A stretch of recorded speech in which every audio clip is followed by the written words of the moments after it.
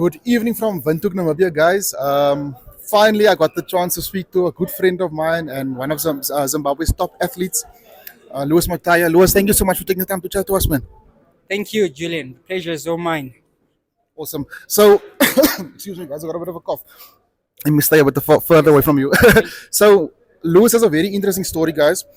Um, he's going to explain to us exactly what went on. But from my point of view, an athlete, well-rounded, on a good trajectory, a PFC lightweight champion, Yes, sir. IMMAF 2022 lightweight champion. Yes, sir.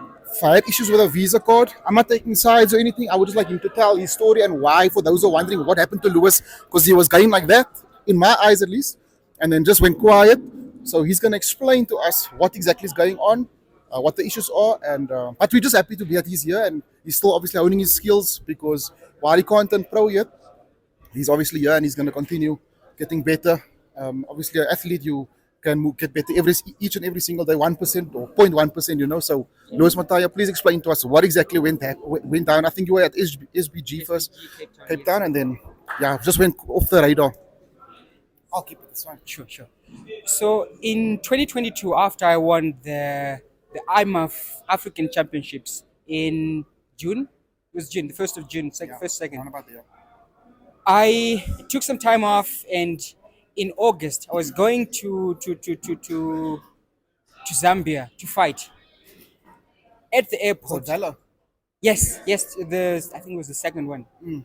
At the airport, I received news from the passport control at OR Tambo saying, "Hey, buddy, your work visa is fraud, so you're under arrest."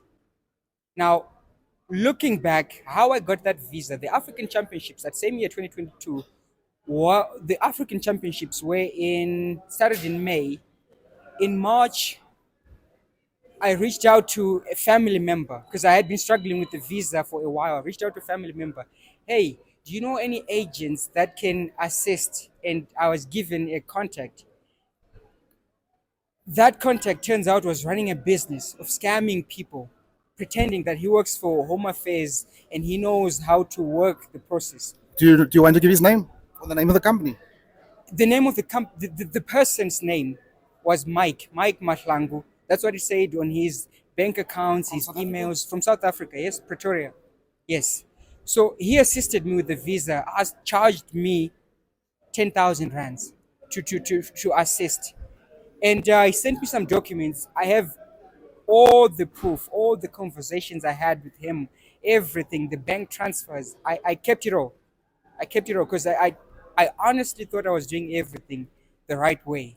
And the permit came out, the work visa came out, and at the airport I was informed, "Hey, buddy, you have a fraudulent visa, and doesn't matter where you get it, where you got it, you have it, so you are under arrest because the government is doing its job, right? Yeah. Doing its job." And I was detained there. I was taken to court at Kempton Park. I was taken to prison, Modabi. You know Modabi prison. I was taken there until I was asked to pay a fine, and then I paid the fine. Afterwards, they asked me to buy my own plane ticket and deport myself back to Zimbabwe, and that was in August 2022. That's the deportation story. From there, came back home to Zimbabwe. Lost everything. By everything, I mean everything, Julian. Everything. Starting from zero. I mean, when I got to Zimbabwe, a friend of mine, Tim, was very generous. He said, "I can accommodate you for as long as you want. You train me jiu-jitsu, I'll clear my storeroom so you can stay in my storeroom." I was staying in his storeroom. Gave me a few cushions because he was renovating his house at the time. Gave me a few cushions to sleep on, and a cushion, one blanket. Yeah, that's it. And I was sleeping there in his storeroom. That's the story. Thank you for sharing, brother. We really appreciate it. I know you're obviously a man of integrity. You probably felt also a bit angry with yourself because maybe people will say maybe did you do your due diligence, but obviously your family friend recommended this guy to you. So was that also something that frustrated you? That you maybe thought, you trusted this person and it turned out to be someone that obviously was leading you down the wrong path? Was there a lot of anger over the following days? Also, like when you came back home and you realized, like you said, you lost everything. What were you experiencing emotionally? Have you ever hit rock bottom, Julian? Like just being at the very bottom of life, of my soul. My mind was clouded. You know how it is when you lose everything. You become. I was depressed. I was depressed because didn't have any work, no training partners, no coach, nowhere to train, nothing. Lost all my property, all the property I had, down to the clothes. Sorry, It's fine, don't worry. down to the clothes on my body. That's how I left South Africa.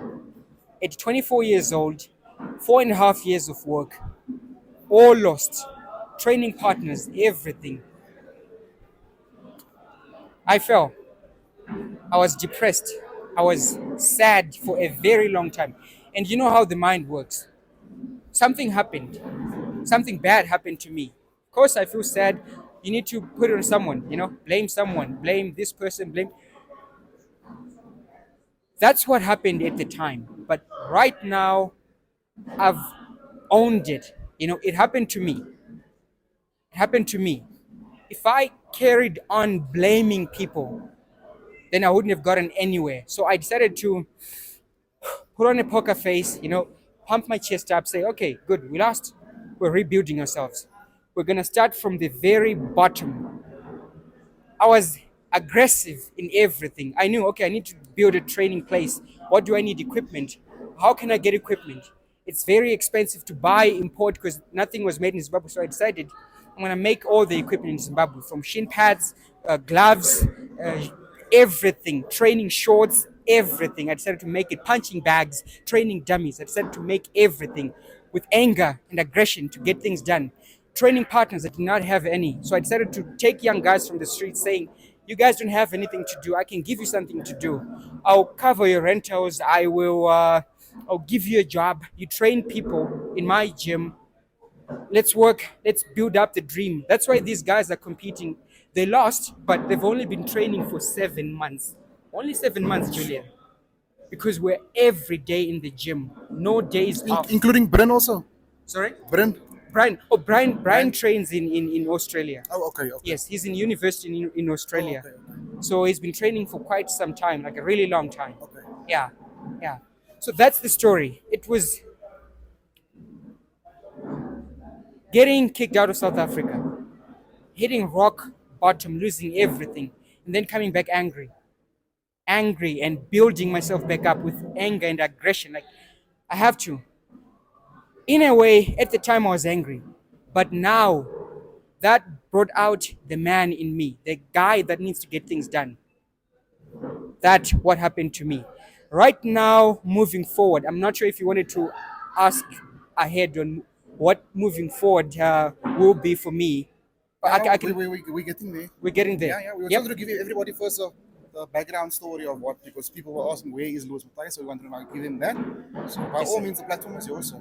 Yes, sir. So I think I can hand over the mic. Okay. So I wanted to clarify something also with you. When you were traveling, was that amateur fights that you were going to go to compete in Zambia?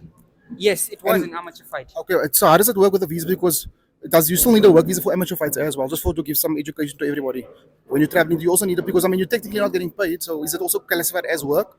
But regarding work visa, or how did that work? No, to all Zimbabweans out there in any country, when you are competing as an amateur, you do not need a work visa. Stop letting people give you fake documents. You do not need a work visa. You just need a tourist visa to compete as an amateur. Learn from my experience, from my mistakes. Learn from them. In any country, you do not to get a fraudulent visa from people or anything. You can go and do well with a tourist visa as an amateur. When you become a professional, then you will need to get a work visa.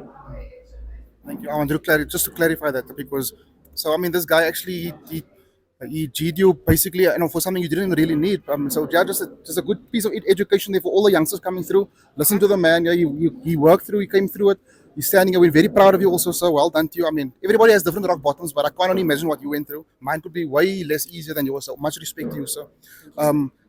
I know you guys had issues with traveling, and there was one moment you couldn't get flights, and then there was we weren't even sure if you guys were going to make it, which was very happy for me to see you walk. And we actually saw you as we were leaving. I just saw this guy and I said, I know this guy. So just tell us exactly how did you make it happen to get your team here? I mean, what's incredible ever. That's what this Africa Champs is about to us also, man. About you guys making a plan also. And for everybody out there who can help, please just make contact with Lewis. But we'll touch on that again later. Just give us some more information about there was a bus trips and flight issues.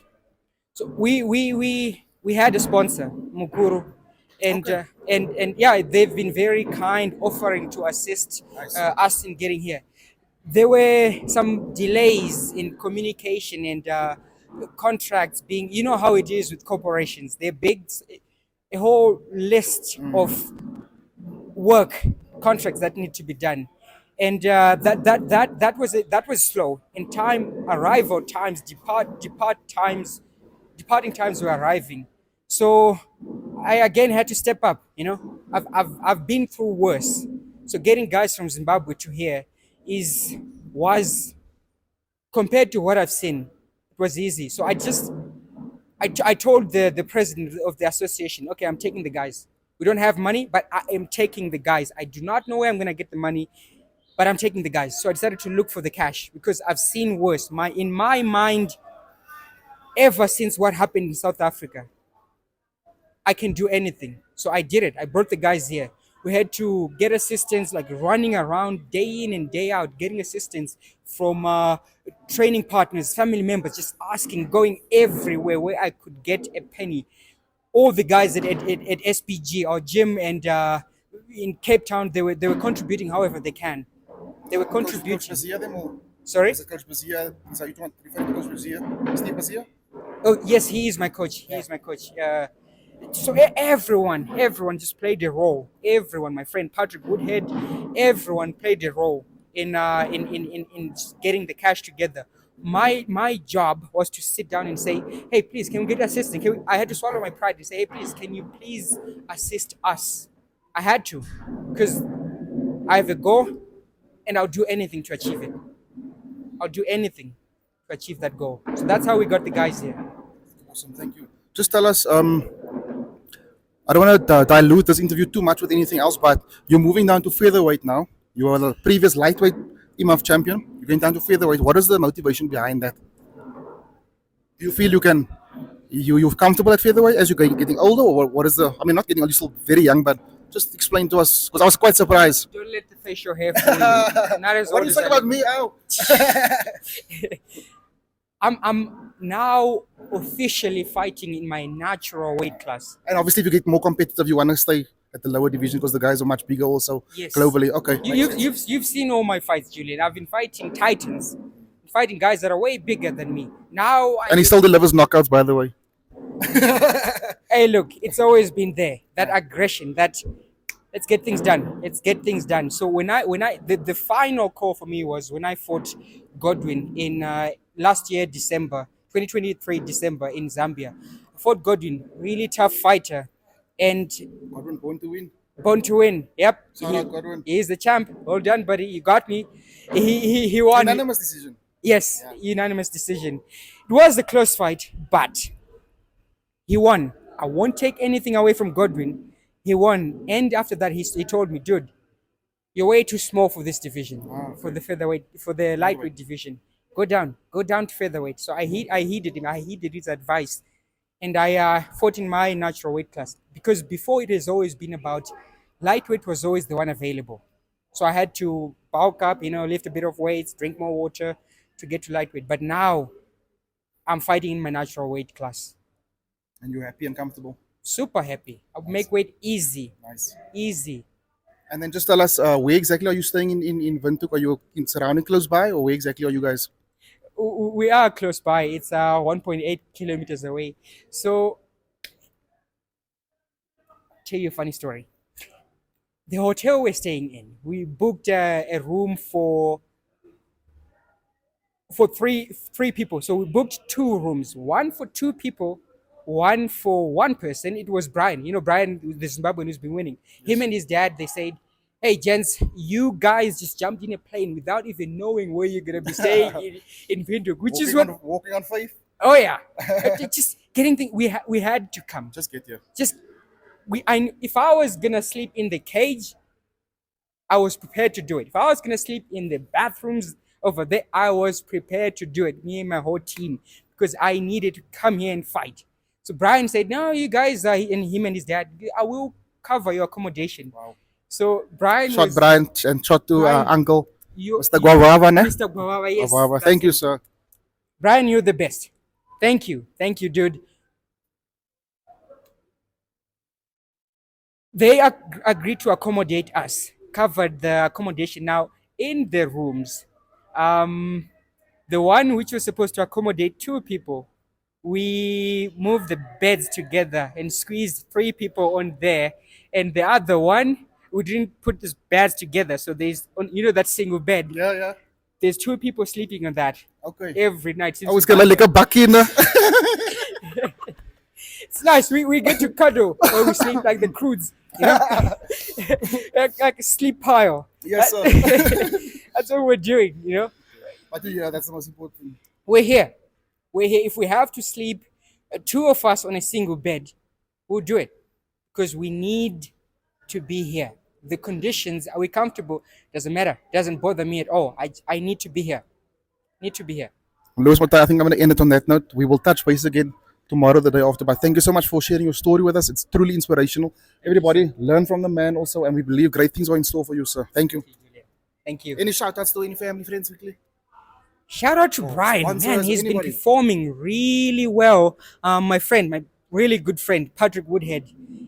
Look up to that guy. He was one of the people that, when I was here in Cape Town, he taught me to be resilient. Like, if you want anything, he is the CEO of a company that does tours into Antarctica called White Desert. Wow, Quite a big one. They get some big clients like Will Smith, Buzz Rutten, the first man to the moon. Okay.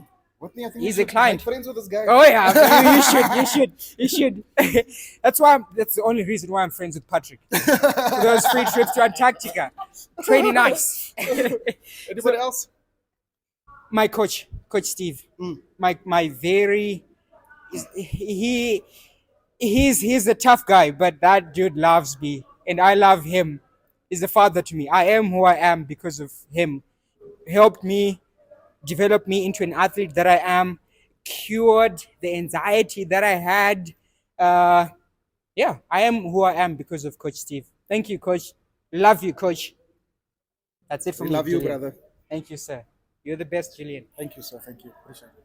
So good.